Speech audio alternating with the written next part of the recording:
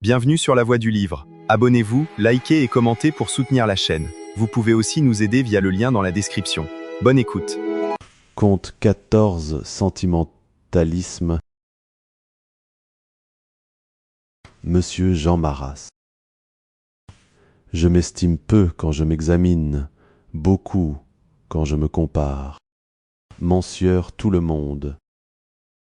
Par un soir de printemps, deux jeunes gens bien élevés, Lucienne Emery et le comte Maximilien de W.E., étaient assis sous les grands arbres d'une avenue des Champs-Élysées. Lucienne est cette belle jeune femme à jamais parée de toilette noire, dont le visage est d'une pâleur de marbre et dont l'histoire est inconnue. Maximilien, dont nous avons appris la fin tragique, était un poète d'un talent merveilleux. De plus, il était bien fait et de manières accomplies. Ses yeux reflétaient la lumière intellectuelle, charmant, mais, comme des pierreries, un peu froid. Leur intimité datait de 6 mois à peine. Ce soir-là, donc, ils regardaient en silence les vagues silhouettes des voitures, des ombres, des promeneurs. Tout à coup, madame Emery prit, doucement, la main de son amant. « Ne vous semble-t-il pas, mon ami, lui dit-elle, que, sans cesse agités d'impressions artificielles et pour ainsi dire abstraites, les grands artistes comme vous finissent par émousser en eux la faculté de subir réellement les tourments ou les voluptés qui leur sont dévolues par le sort. Tout au moins traduisez-vous avec une gêne qui vous ferait passer pour insensible les sentiments personnels que la vie vous met en demeure d'éprouver. Il semblerait alors avoir la froide mesure de vos mouvements, que vous ne palpitez que par courtoisie. L'art, sans doute, vous poursuit d'une préoccupation constante jusque dans l'amour et dans la douleur.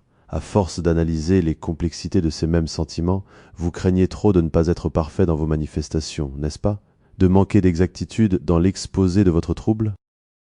Vous ne sauriez vous défaire de cette arrière-pensée.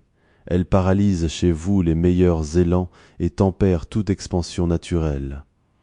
On dirait que, prince d'un autre univers, une foule invisible ne cesse de vous environner, prête à la critique ou à l'ovation. Bref, lorsqu'un bonheur ou un grand malheur vous arrive, ce qui s'éveille en vous tout d'abord, avant même que votre esprit s'en soit bien rendu compte, c'est l'obscur désir d'aller trouver quelque comédien hors ligne pour lui demander quels sont les gestes convenables où vous devez vous laisser emporter par la circonstance. L'art conduirait-il à l'endurcissement? Cela m'inquiète.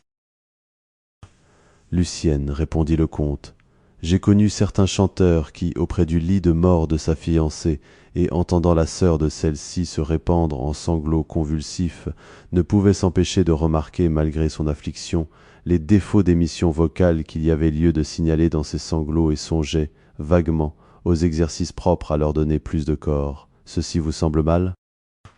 Cependant, notre chanteur mourut de cette séparation, et la survivante quitta le deuil juste au jour prescrit par l'usage. Madame Emery regarda Maximilien. « À vous entendre, dit-elle, il serait difficile de préciser en quoi consiste la sensibilité véritable et à quels signes on peut la reconnaître. »« Je veux bien dissiper vos doutes à ce sujet, » répondit en souriant monsieur de Blefouarque, « mais les termes techniques sont déplaisants et je crains. »« Laissez donc, j'ai mon bouquet de violettes de Parme. Vous avez votre cigare, je vous écoute. »« Eh bien, soit, j'obéis, » répliqua Maximilien. Les fibres cérébrales affectées par les sensations de joie ou de peine paraissent, dites-vous, comme détendues chez l'artiste, par ces excès d'émotions intellectuelles que nécessite chaque jour le culte de l'art. Moi, je ne les crois que sublimées, au contraire, ces mystérieuses fibres. Les autres hommes semblent gratifiés de propriétés de tendresse mieux conditionnées, de passions plus franches, plus sérieuses, enfin. Je vous affirme, moi, que la tranquillité de leurs organismes, encore un peu obscurcis par l'instinct, les porte à nous donner, pour de suprêmes expressions de sentiments, de simples débordements d'animalité. Je maintiens que leur cœur et leur cerveau sont desservis par des centres nerveux qui, ensevelis dans une torpeur habituelle, résonnent en vibrations infiniment moins nombreuses et plus sourdes que les nôtres. On dirait qu'ils ne se hâtent d'évaporer en clameur leurs impressions que pour se donner une illusion d'eux-mêmes ou se justifier d'avance de l'inertie où ils sentent bien qu'ils vont rentrer. Ces natures sans écho sont ce que le monde appelle des gens à caractère, des êtres, des cœurs violents et nuls. Cessons d'être dupes de la matité de leurs cris. L'étaler sa faiblesse dans le secret espoir d'en communiquer la contagion, afin de bénéficier, au moins fictivement à ses propres yeux, de l'émotion réelle que l'on parvient ainsi à susciter chez quelques autres, grâce à cette obscure feintise, cela ne convient qu'aux êtres inachevés. Au nom de quel droit réel prétendrait-il décréter que toutes ces agitations, de plus que douteuses à loi, sont de rigueur dans l'expression des souffrances ou des ivresses de la vie et taxer d'insensibilité ceux dont la pudeur s'en abstient? Le rayon qui frappe un diamant entouré de gangue y est-il mieux reflété qu'en un diamant bien taillé où pénètre l'essence même du feu? Vérité, ceux-là, celles-là, qui se laissent émouvoir par la crudité des expansions, sont de nature à préférer les bruits confus aux profondes mélodies. Voilà tout. Pardon, Maximilien, interrompit madame Emery. J'écoute votre analyse un peu subtile avec une admiration sincère. Mais seriez-vous assez aimable pour me dire quelle est cette heure qui sonne? 10 heures, Lucienne, répondit le jeune homme en regardant sa montre à la lueur de son cigare. Ah, bien, continuez. Pourquoi cette inquiétude rare à propos d'une heure qui passe?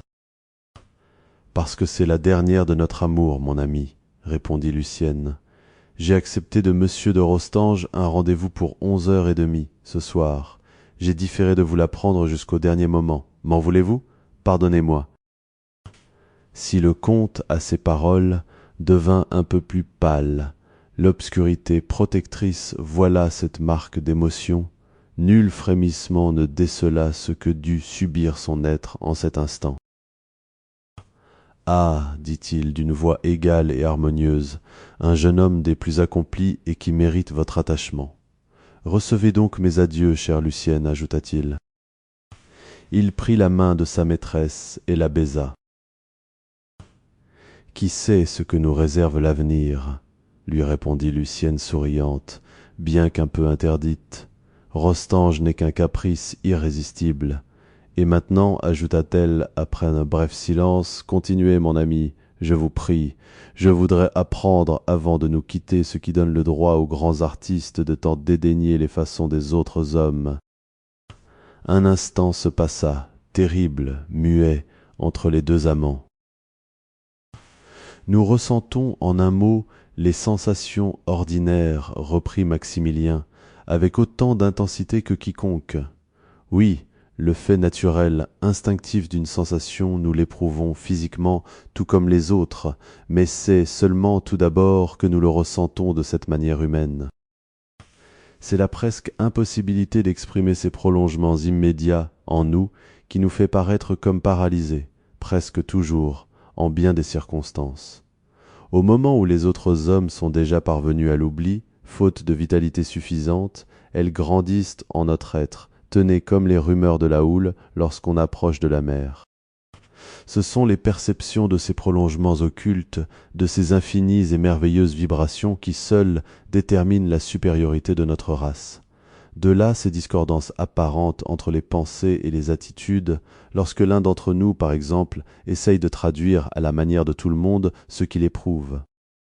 Songez quelle distance nous sépare de ces âges primitifs du sentiment, depuis si longtemps perdus au fond de notre esprit. L'atonie du son de la voix, l'anomalie du geste, la recherche de nos paroles, tout est en contradiction avec les sincérités ayant cours et avec les banalités de langage, proportionnées à la manière de ressentir de la majorité. Nous sonnons faux, on nous trouve de glace. Les femmes, en nous observant alors, n'en reviennent pas. Elles s'imaginaient volontiers que nous aussi, nous allions nous démener au moins quelque peu, partir, enfin, pour ces mêmes nuages, où il est entendu que se réfugient les poètes, d'après un dicton répandu à dessein par la bourgeoisie. Quel étonnement en voyant arriver précisément le contraire. La méprisante horreur qu'elles éprouvent à cette découverte, pour ceux qui les avaient dupées sur notre compte, passe toute borne, et si nous tenions à la vengeance, celle-là nous serait amusante. Non, Lucienne, il ne nous agrée pas de nous mal traduire en ces manifestations mensongères où les gens se produisent. Nous nous efforcerions en vain de rendosser toute cette défroque humaine, oubliée dans notre antichambre depuis un temps immémorial. Nous nous sommes identifiés avec l'essence même de la joie, avec l'idée vive de la douleur. Que voulez-vous? C'est ainsi.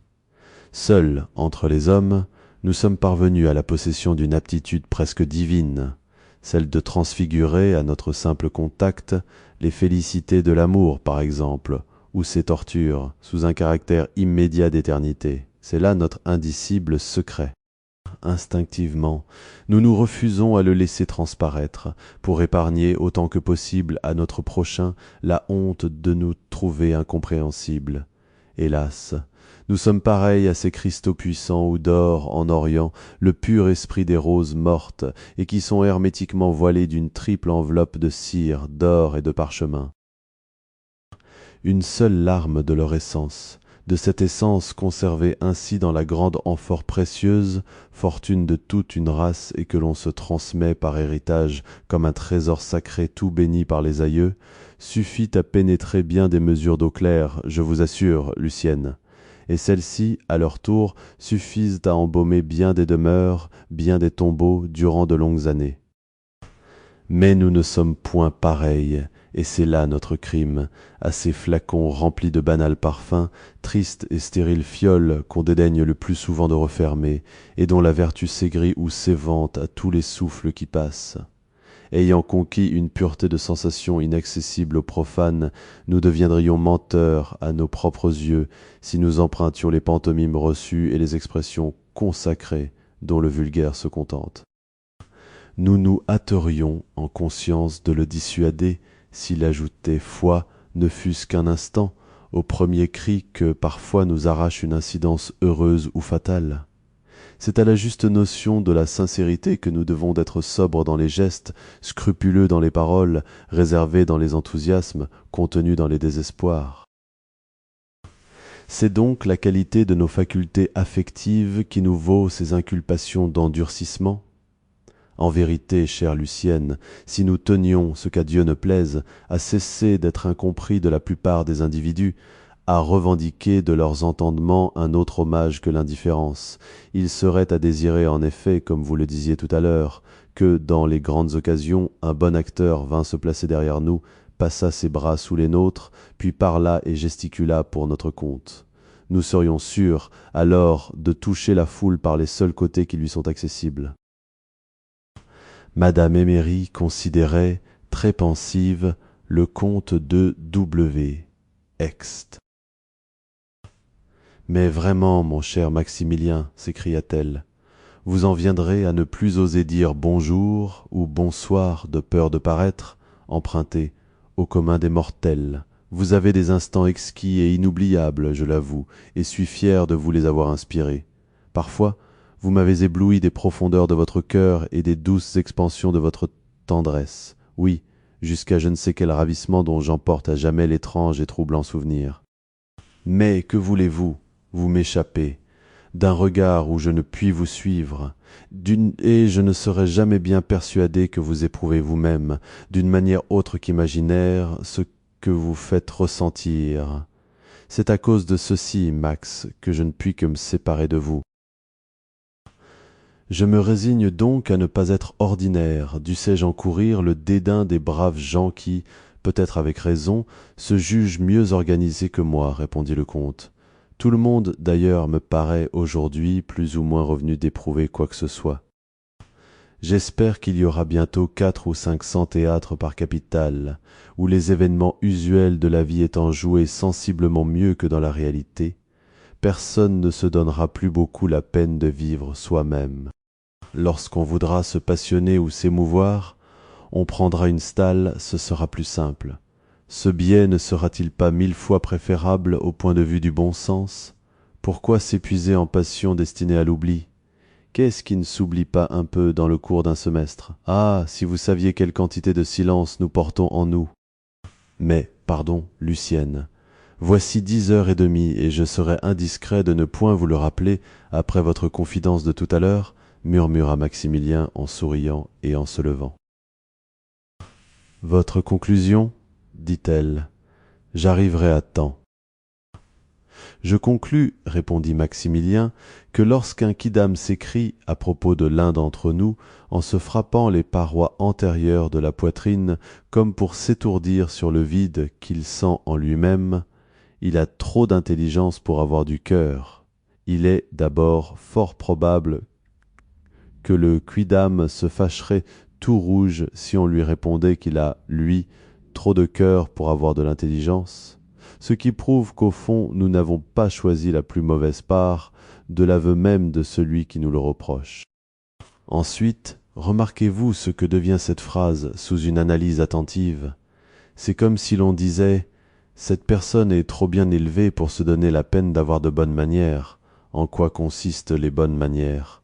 C'est ce que le vulgaire, non plus que l'homme vraiment bien élevé, ne sauront jamais, malgré tous les codes de civilité puérile et honnête. » De telle sorte que cette phrase n'exprime naïvement que la jalousie instinctive et pour ainsi dire mélancolique de certaines natures en présence de la nôtre.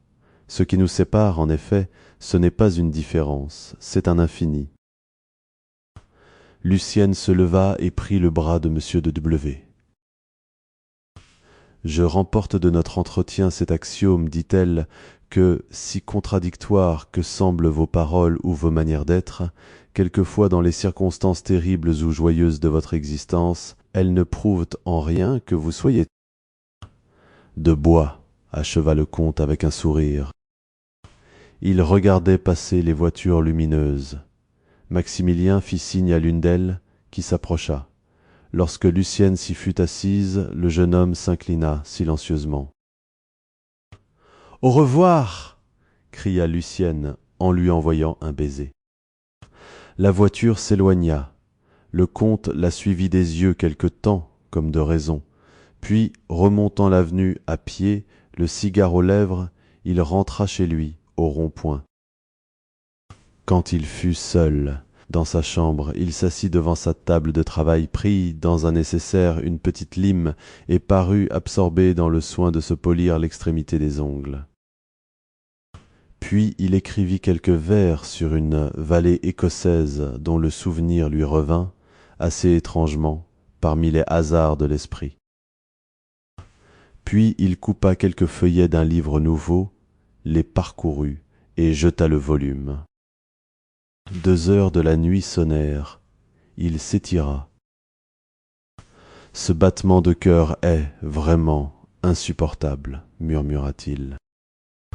Il se leva, fit retomber les rideaux massifs et les tentures, alla vers un secrétaire, l'ouvrit, prit dans un tiroir un petit pistolet coup de poing, s'approcha d'un sofa, mit l'arme dans sa poitrine, sourit et haussa les épaules en fermant les yeux.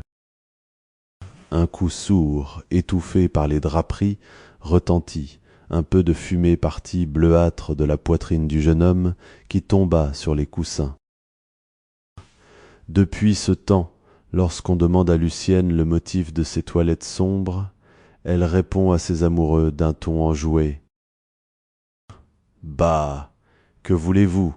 Le noir me va si bien. » Mais son éventail de deuil palpite alors sur son sein comme l'aile d'un phalène sur une pierre tombale.